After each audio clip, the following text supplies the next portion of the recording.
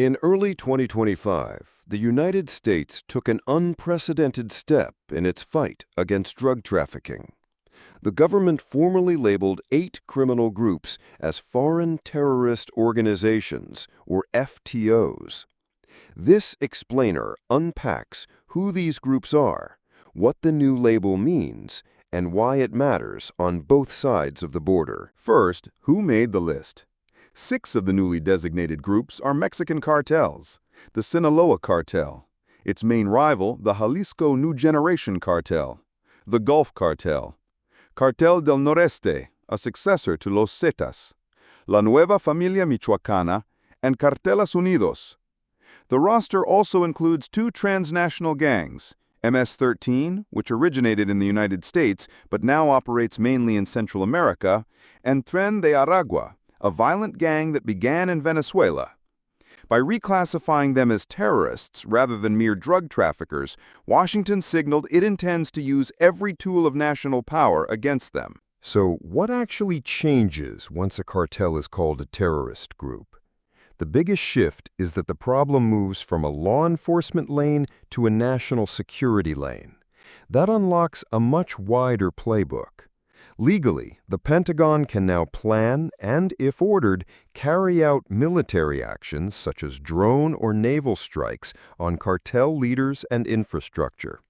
A secret directive signed in August 2025 authorized such preparations. The Treasury can freeze any assets these organizations have in the United States banking system, and federal agents can prosecute anyone who provides material support, a term broad enough to cover money, weapons, training, or services. Even businesses or residents forced to pay extortion could face legal exposure. Visa bans and automatic denial of entry are now on the books as well, complicating travel or asylum claims for anyone tied to the groups. The move has drawn a sharp reaction from Mexico. President Claudia Sheinbaum has warned that her government will not permit United States troops on Mexican soil, calling any suggestion of an invasion unacceptable. While she insists bilateral security cooperation will continue, Mexico sees unilateral American strikes as a violation of sovereignty and a potential spark for wider violence. Analysts caution that decapitating cartel leadership can create power vacuums, prompting rival factions to fight for territory and possibly increasing bloodshed in the short term. The policy could also strain trade and migration talks, 2 pillars of the United States-Mexico relationship. For the United States, the new designation offers clear authoritative advantages: faster financial choke points, tougher criminal penalties, and a legal path to military force without a fresh act of Congress.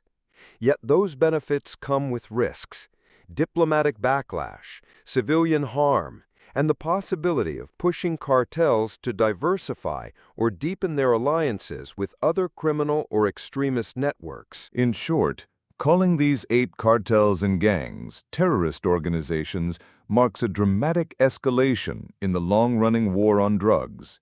It gives Washington far-reaching powers, but also raises the stakes for everyone caught in the middle, from border communities to businesses to regional governments. How and when those new powers are used will determine whether the policy disrupts cartel power or fuels a new cycle of violence. The world will be watching.